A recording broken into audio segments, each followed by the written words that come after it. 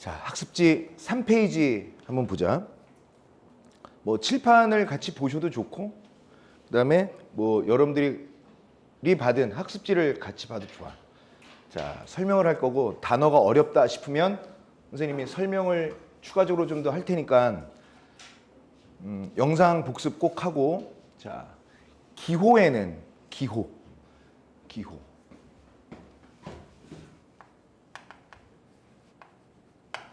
이 기호에는 자연적 기호가 있고요.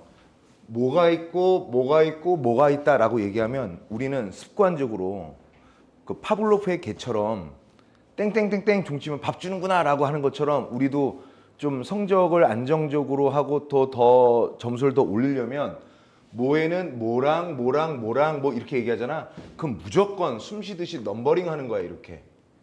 아, 자연적 기호라는 게 있고, 그 다음에 인공적 기호라는 게 있고, 그 다음에 언어적 기호라는 게 있다. 그럼 이미 이 한 문장을 통해서 기호의 세 종류가 나온 거예요. 자연적 기호, 인공적 기호, 언어적 기호가 있어요. 그 중에서 A를 다시 풀어버리죠. 자연적 기호는 시간적 전후의 인과관계랍니다. 이해가 안 될까 봐 예를 들죠. 구름이 꼈어요. 시간 1, 타임 1. 그리고 나서 비가 온다. 타임 2. 그러니까 이 시간이 지나고 이 시간이 온다라고 얘기할 때 구름은 비가 온다라는 사인, 기호가 된다는 얘기예요. 이런 게 자연적 기호죠. 무슨 얘기인지 알겠지? 오케이. 그 다음에 인공적 기호. 다시 두 번째 제시했던 인공적 기호를 풀죠. 인공적 기호. 그럼 인공적 기호를 한번 봐봐. 인공적 기호를 보면 여러 가지가 있는데 뭐가 있답니까? 이콘인데 이거 오타입니다. 아이콘이야. 자, 인공적 기호에는 다시 한번 설명할게.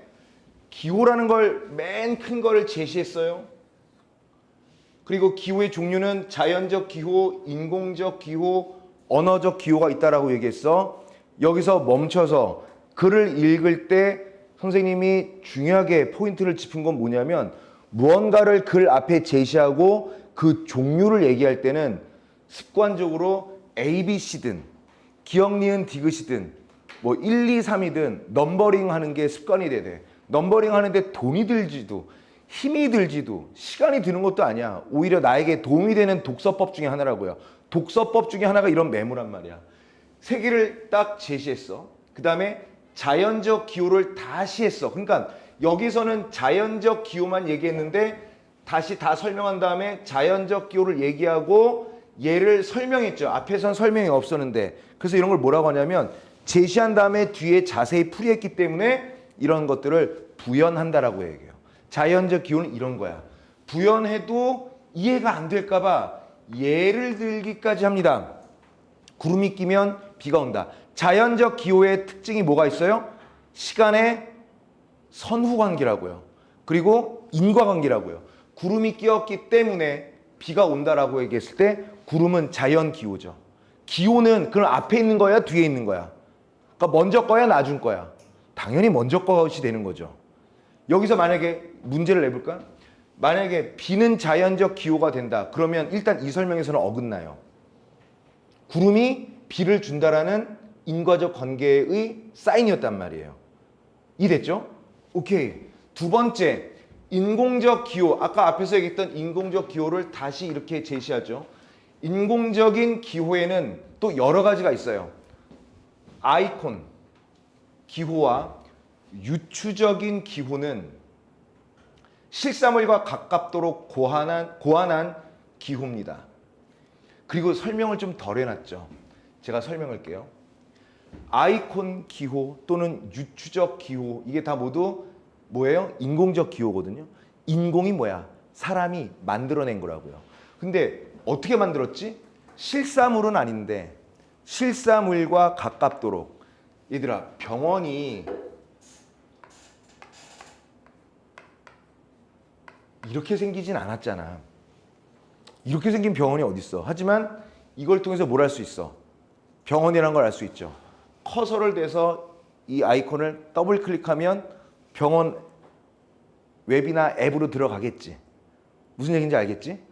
그 다음에 여러분들도 그 게임 어플이나 이런 거 보면은 그게 그대로를 반영하진 않지만 다 뭐야 그게?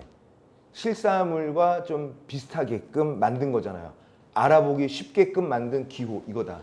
자, 그런데 그러니까 인공적 기호보다는 언어적 기호가 조금 더 추상적이긴 해. 근데 더 추상적인 것은 자 여기 나와 있죠. 물론 세 가지 기호 형태 중에서 가장 추상성이 높은 것은 언어적 기호랍니다. 하고 단락이 끝났지. 자, 무슨 얘기를 더 하겠어? 추상성이 높은 것은 언어적 기호다라고 해서 단락을 끝냈어요. 그러면 다음 단락을 우리가 충분히 예측할 수 있지. 뭔 얘기하겠다는 거야? 언어적 기호를 또 한 단락으로 구성하겠다는 거야. 이게 바로 글의 흐름이거든요. 그냥 난 한글 좀 읽을 줄 알아 해서 글을 읽는 게 그게 독서가 아니에요. 메모를 하면서 흐름을 짚어가면서. 너희들 래프팅 해봤어? 래프팅? 강원도 인제 그런 데서 그 보트 하나로 계곡을 막 내려오는 거잖아. 그거 안 해봤지 아직. 해봤어? 그럼 래프팅 할 때 뭐가 중요해? 일단 호흡이 중요하고 그 다음에 배에서 노는 앉았지만 어디로 가라? 어떻게 가라? 뭐 왼쪽 세게 저어라? 그 다음에 뭐 저거 해라. 물에 빠질 각오해라. 그래서 래프팅이라는 것은 물에 안 빠지는 게 아니라 빠지면서도 나오게끔 해서 하리로 잔잔한 하리로까지 내려오는 거예요. 선생님도 래프팅을 몇 번 해봤는데 뭐 좋아하진 않아. 근데 뭐 어떻게 해서 몇 번 하게 됐는데 한번 위험할 뻔한 적도 있었죠. 그 동료가 하나 빠졌는데 사라진 거야. 근데 그 사람이 그 멤버 그 선배가 바위 위에 올라가서 저거 있어. 우리는 근데 멈출 수가 없죠. 물살이 그러니까 뭐 이렇게 꼭 배가 이렇게 막 내려오다가 배가 이렇게 되기도 해요. 그럼 앞사람은 물에 들어가. 그 다시 나와. 뒷사람이 빠진 거야. 그리고 나서 물에서 나오고 나니까 한 사람이 없어진 거야. 그것도 가장 몸집이 큰 사람. 그래서 가장 몸집이 크니까 뒤에 앉혔는데 빠진 거예요. 그리고 자기가 어떻게 빠졌는지도 정확히는 모른대. 하다가 빠졌는데 물속인데 부상도 당했었어. 막 내려가다가 바위에 크게 해서 나중에는 찰과상인 줄 알았더니 나중에는 그 이쪽에 멍이 시퍼렇게 들었더라고요. 근데 그 사람이 그래도 이게 등발도 있고 그래서 그런지 막 그냥 짚고 올라왔어. 나중에 물어봤거든요. 바위를 짚고 평소에 물살 같으면 올라오는데 발이 안 올라가더래. 올라가면 물살이 자꾸 다리를 내리고 그 표현을 하더라고. 근데 다시 우리가 내려가면서 전화를 할 수도 없잖아. 핸드폰을 다 두고 저거 했으니까. 내려가서 그 119까지는 아니고요. 그 지역에 있는 청년 구조단이 있었거든요.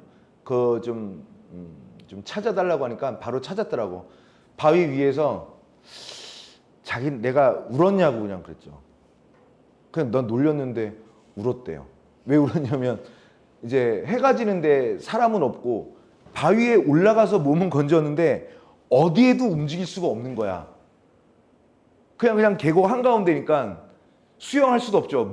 배도 없는데 어떻게 그 다친 몸으로 수영을 할 수, 거기만 있는 거야. 근데 이제 저체온증 오죠. 근데 알겠어. 요 물만 건너서 길만 가면 그냥 사람이 다니는 도로인데 뻔히 보는데도 알 수가 없죠. 소리를 그렇게 질렀는데도 아무리 소리를 질러도 목소리가 안 들리죠. 물소리 때문에. 근데 청년구조단이 이렇게 차 2대 끌고 가서 해서 어떻게 했냐면 밧줄을 던져서 거기를 이렇게 뭐 묶게 한 다음에 그냥 이게 그러니까 되게 신기한 장비예요. 그 사람은 이게 도르래를 딱 걸래요. 걸어서 여기서 이렇게 도르래를 편히 당기면 그 사람이 몸무게가 어땠든 간에 1톤만 아니면 이렇게 끌려온다는 거예요. 이게 물에 반 빠진 상태에서. 그렇게 해서 했죠. 쉽게 구조는 됐는데 내가 봤을 때는 리더가 잘못했어요. 리더가 그 물의 흐름을 잘 모르는 상태에서 자기가 좀 해봤다고 소위 얘기해 깝친 거지. 이렇게 앉고 이렇게. 난 왼쪽에 앉았거든요. 왼쪽에 앉아서 한가운데 있었으니까 내가 가장 그나마 안전한 편인데 리더가 그걸 잘못했어. 리더가 어떻게 해라 어떻게 해라고 얘기는 처음에 잘하다가 물살에 급해지니까 같이 멤버들이랑 한 거예요. 나중에는 뭘 해야 될지 몰라요. 내가 이렇게 저어야 되는지 말아야 되는지, 그리고 무게중심 쏠리면은 배가 이렇게 뒤집어지면은 사람들은 어떻게 해야 돼요? 반대쪽으로 가야 되잖아.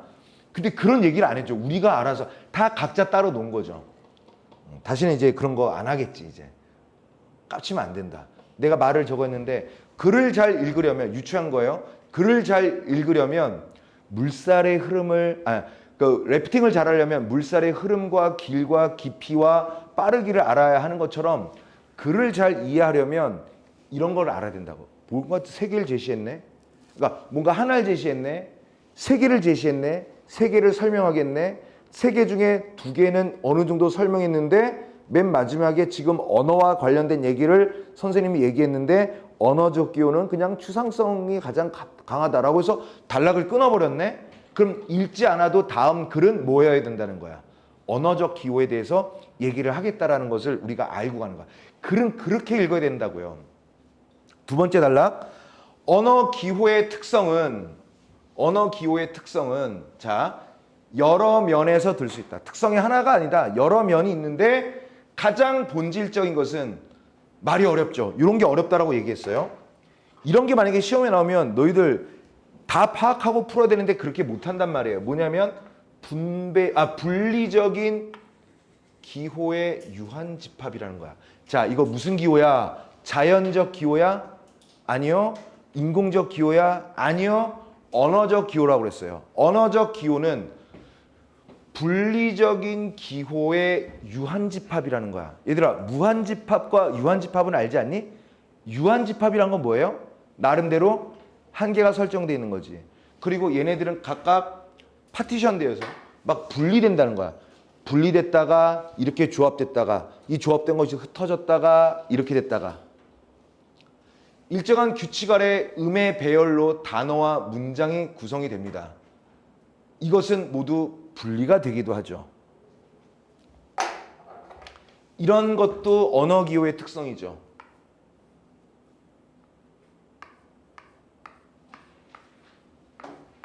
이런 의문이 있어. 이게 뭐야? 얘들아, 우리 한글의 자음이 무한개니? 아니잖아. 문제야, 자음 총 몇 개야? 이렇게 물으면 또 갑자기 모르지. 그렇게 한 학기를 내내 했는데도 19개죠. 19개. 19개가 끝이에요. 그러니까 유한개죠. 모음은 몇 개야? 단모음만 얘기해 봐봐. 11개죠. 11개. 자, 뭐 됐어. 지금 그 중요한 게. 근데 그 중에 그러니까 선생님이 지금 몇 개야 물어본 거는 유한집합이라는 걸 얘기한 거고요. 얘네들은 규칙 아래 얘들아, 고구마를 쓸 때 기분 나쁘다고 이거 먼저 쓰고 이렇게 쓸 수는 없잖아요. 아, 고구마 에이, 이거나 먹어라 이렇게 쓰진 않아요. 반드시 초성 쓰고 중성 쓰고 이렇게 쓴단 말이야. 그 고구마를 이루는 음운들이 이렇게 분리되어 있다가 난 고구마를 만들어야 돼. 그러면 알아서 하나 빠졌다. 알아서 이렇게 한단 말이야. 맞지? 근데 만약에 내 친구의 이름이 고미구야. 이름이 성이 고시고 미구야 이름이. 뭐 그러면 걔 이름 쓸 때는 고마구라고 합시다. 걔 이름이 마구야, 마구. 봐봐. 얘네들이 이렇게 합쳐졌죠. 다시 흩어졌다가 다시 이렇게 또 합쳐졌죠. 이게 언어적 기호의 특성이라는 거야. 무슨 말인지 알겠지? 얘네들을 무한개 갖다 쓰는 게 아니라고요. 유한계를 통해서 분리조합. 자, 또한 기호는 가장 본질적인 것을 또 A라고 합시다. 그럼 또한 기호는 B, 지시적 기능을 가져요. 얘는요, 이렇게 생긴 것을 지시해요. 이렇게 생긴 구황작물, 감자보단 좀 달고 흔하게 널려 퍼져 있는 뿌리식물 이런 걸 지시하죠. 그리고 객관적인 사물 사실과 대응하여 지시함으로써 이를 대신하거나 대표해요. 고구마가 이렇게 생긴 것밖에 없는 건 아니죠. 뭐 이렇게 생긴 것도 있지 않을까? 이렇게? 그래도 이게 이런 것들을 대표하는 기능도 가진다는 거야. 다음으로 기호체계는 임의성을 가집니다. 임의가 뭐야? 랜덤이라는 얘기예요. 자, 봐봐. 이렇게 뭐 요즘 이거 갖다 공부하는 사람들은 없는데 연필이야, 연필. 얘를 어떻게 써요? 연필 쓰죠. 얘를 연필이라고 해야 되는 역사적 사명이라든가 신의 부름이라든가 계시가 있어? 우린 이걸 연필이라고 연결해서 얘기하는 거라고요. 이게 바로 임의성이에요. 옛날에 이런 문제도 나온 적이 있었어요. 옛날에 모의고사에 어떤 게 나왔냐면 학교가 있어요. 학교는 SCHOOL이라는 의미를 가지고 있잖아. 우리가 머릿속에 알고 있는 학교. 스쿨을 가지고 있는데 어떤 삐뚤어진 아이가 나는 학교를 이제부터 공장이라고 얘기할 거야 라고 했어요. 자기 혼자. 너 선생님이 학교에 내일 오래. 알겠어. 나 내일 공장에 갈 거야. 뭐 이렇게 얘기하는 아이가 대화로 문제가 나왔거든요. 그게 무슨 얘기야? 이거 뭐예요? 모든 사람들은 스쿨을 학교라고 하기로 약속을 했는데 걔만 약속을 어긴 거죠. 그치? 임의성을 통해서 사회적인 약속이 결정되는데 걔는 그 약속을 이행하지 않아서 의사소통에 방해가 되는 일을 한다는 얘기죠. 그런 얘기를 다루는 겁니다. 이런 단어는요. 자, 그래서 이걸 코드라고 해요. 그래서 언어와 사상, 사물, 사실과의 관계는 어떤 필연성이 있는 건 아니에요. 그냥 이렇게 생긴 물건은 우리는 이렇게 쓰고 발음한다라는 나름대로의 코드가 있더라. 이런 내용입니다. 괜찮아? 자, 단락 넘어갈게요. 그런데 앞서서 언급했던 것처럼 어떤 형태이든 간에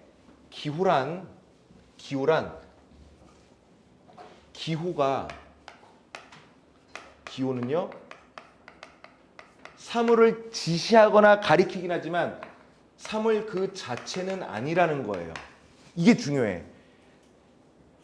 기호는 사물, 사실, 현상 등 실제가 뭐예요? 실질적으로 존재한다는 거야. 이런 말도 이제 우리 나름대로 고학년 됐으니까 알아두세요. 실제의 어휘가 아니야. 실질적으로 존재하는 사실 세계를 대신하거나 대표할 뿐이지 기호가 그 자체를 의미하는 것은 아니다. 즉 같은 말로 추상적 사고를 통해 세계를 개념화하는 과정을 거쳐 기호를 붙인다. 선생님이 요즘 칼 세이건 교수의 코스모스를 또다시 읽고 있는데 읽을 일이 있어서 너희들 우주 가봤어? 그리고 인류가 지금 우주에 대해서 모든 걸 다 알고 있어? 우주는 역시 끊임없이 비밀의 세계고 우리가 끊임없이 탐구해야 될 세계를 얘기하는 건데 그래서 우주를 뭐 스페이스라고도 하고 또 뭐라고도 해. 유니버스라고도 하고 코스모스라고도 하죠. 자, 우주를 스페이스라고도 하고 유니버스라고도 하고요. 코스모스라고도 해요. 우리 이걸 우주라고 하는데 의미가 다르다. 스페이스는 뭐냐면 인류가 갈 수 있는 우주의 영역이에요. 달까지 갔지, 인류가. 그럼 거기까지가 스페이스야. 갈 수는 없는데 천체 망원경으로 볼 수 있는 세계는 유니버스예요. 코스모스는 이것을 포함한 우주와 관련한 인간의 역사, 생명, 과학, 철학, 종교 이런 것 다 포함한 거예요. 그러니까 코스모스는 엄청 커서 뭐라고 규정할 수가 없습니다. 그러나 코스모스는 새로 만든 말이 아니라 옛날부터 사람들은 코스모스는 곧 뭐예요? 완벽한 질서라는 게 있는 거죠. 근데 완벽한 질서를 우리는 경험해 본 적은 없지. 언제나 질서 하지만 왜 질서 하겠어? 무질서가 언제나 있기 때문에 질서 하겠죠. 맞지? 근데 여기는 무질서라고는 전혀 없는 완벽한 질서의 세계를 얘기하는 거야. 그런 세계를 우리는 밟아보거나 보거나 그런 적은 없어. 직접 몸소 경험해보거나 그런 적은 없다고. 그런데도 그것을 코스모스라고도 하고 우주라고도 한단 말이에요. 이게 바로 이거예요. 추상이라는 것은 그런 게 있어. 그래 있어. 그래 안 가봤지만 몰라. 그냥 그걸 우주 또는 코스모스라고 해 라고 한단 말이에요. 이게 기호가 가지고 있는 특징이에요. 잘 모르거나 범주가 너무 넓거나 아니면 뭐라고 설명하기 힘든 것을 그냥 우주 아니면 코스모스 이렇게 박아버리는 거라고요. 그걸 기호화한다라고 얘기하는 거야. 자, 그러면 이를 두고 블룸필드는 뭐라고 했냐면 언어의 추상법이라고 했어요. 원래 추상이라는 것의 원래 뜻은 선택한다라는 뜻이에요. 근데 다음 두 방향으로 나타나죠. 어떤 걸 선택해요? 어떤 사물 현상의 특수한 면을 추출하는 경우는 이는 어떤 예로서 측면으로, 형태로, 성질, 관계, 기능, 특성 이렇게 나타난다는 거야.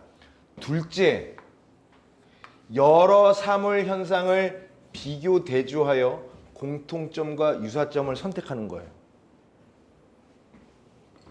얘들아, 세상에 과일이라는 게 있어? 과일이 어디 있어? 과일 가져와봐. 그럼 사과 가져오는 사람들도 있겠고 감을 가져오거나 배를 가져오겠죠. 걔네들을 그냥 얘네들은 나무에서 달린 동그란 과육이 들어가 있는 맛있는 그런 것들의 공통점을 모아서 그냥 과일이라고 해버린다고요. 세상에 꽃은 없습니다. 장미는 있을 수 있죠. 개나리가 있을 수는 있고요.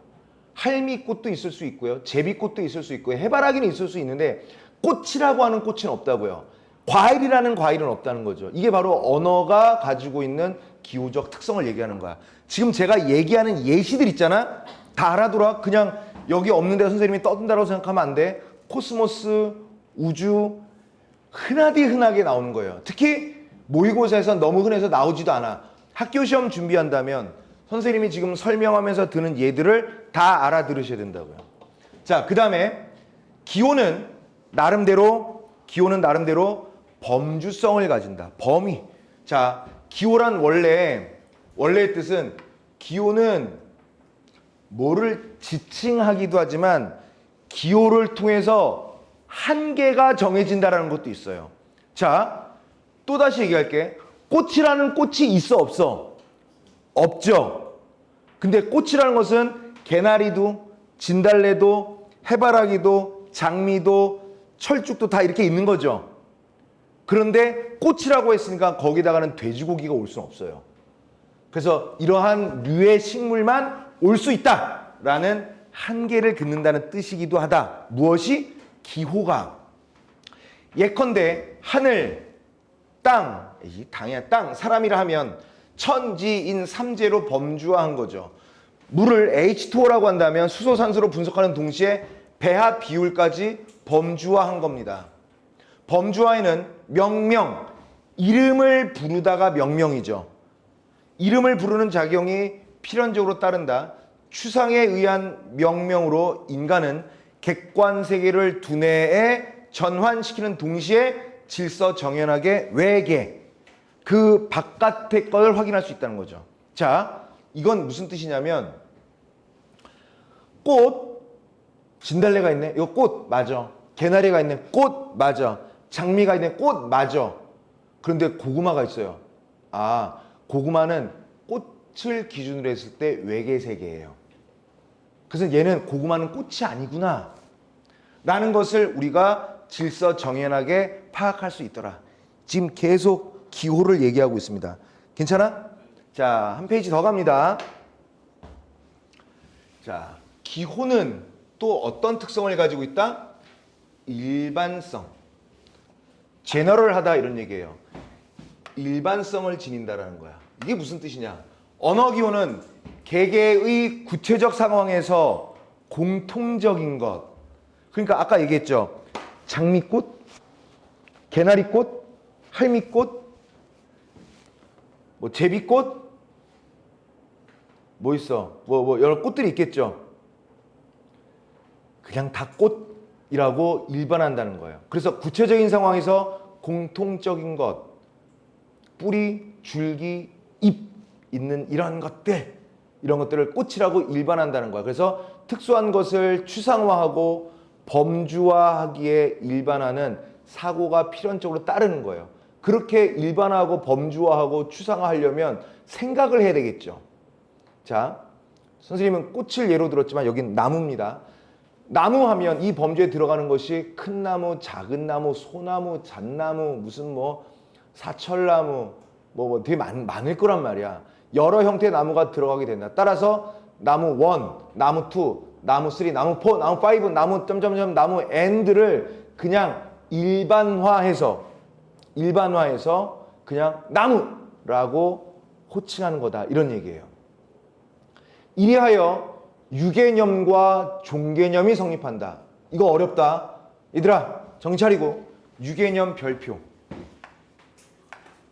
종개념 별표. 개념이란 건 이제 컨셉이잖아, 그렇지? 근데 유개념이 뭐냐면 이게 두음 법칙 때문에 리을이 탈락했지만 얘는 류의 류. 무슨 거예요? 종류의 류자입니다.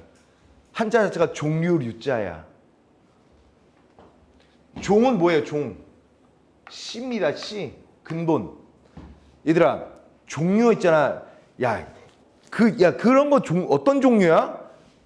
종류예요, 얘가. 종류라고요, 이게. 종의 개념과 류의 개념으로 나뉜다는, 성립한다는 거야.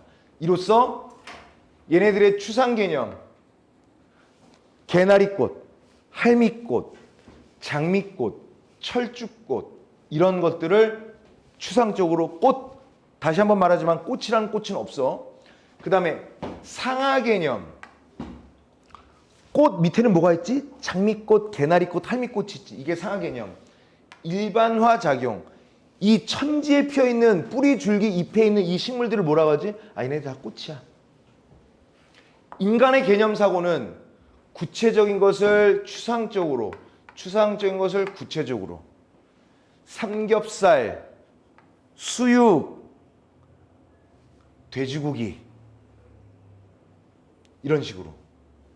하위, 상위 마찬가지죠. 부분, 전체 마찬가지죠.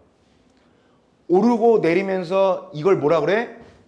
유연한은 더 중요하지 않고 유연함보다 더 중요한 건 이걸 계층적 사고라고 그래. 계층적 사고. 계층적 사고 별표. 얘들아 사고라는 건 뭔지 알죠? 사고는 곧 생각입니다. 그럼 계층적이라고 그랬어요. 얘들아 봐봐. 장미, 할미, 개나리, 철쭉 얘네들을 다 모아놓고 위로 가면 얘 뭐가 되면 돼? 그래. 계층이라고 그랬다 얘들아. 힘내. 계층. 준기야. 계층 뒤집어서 얘기해봐. 그래. 층계잖아. 올라가면 여기서 층계로 올라가면 꽃. 층계를 내려오면 얘. 이런 사고를 계층적 사고라고 해요. 계층적 사고. 오케이? 이걸 인간은 할 수 있다고요. 이상과 같이 언어를 기호의 정수, 언어의 에센스라고 본다면 기호 이론상으로 보면 기호 인간이 하고요. 그걸 통해서 사고를 한다라는 삼위일체의 관계를 성립한다고요. 자, 마지막 단락입니다. 기호는 또 뭐라고도 하냐면 기호는 SEMA 즉 세마라고도 하는데 이건 의미라고 하는 겁니다. 그래서 기호는 곧 다시 의미라고 하는 거예요. 그래서 의미로는 언어 교육에서 비중이 매우 크죠. 극단적으로 말해 언어 교육은 바로 의미의 교육, 사고 교육이라고 할 수 있죠. 인간은 정교한 기호를 구사하고 조종하는데 지적 능력을 총집결하는 능력을 가졌습니다. 인간이라면. 일반 의미론 학자인 코집스키도 인간과 동물의 차이점을 본질적으로 인간이 기호를 만들 수 있는가? 기호 작성 여부, 기호에 대한 반응, 아, 이 기호는 무엇을 의미하는구나, 이것은 이런 기호로 만들어야 되겠구나 라는 기호에 대한 반응 여부, 기호 조종 능력, 이런 기호가 있는데 이런 기호를 좀 변형해서 이렇게 저렇게 요렇게도 활용해 봐야지, 이런 것도 다 모두 언어 교육과 관련한 것이다. 언어 교육은, 기호 교육은 곧 언어 활용 교육과 마찬가지다라는 얘기예요. 괜찮아? 괜찮아요? 좋습니다. 그러면 여기에 해당되는 문제 1, 2, 3, 4번을 지금 풀어보도록 하죠.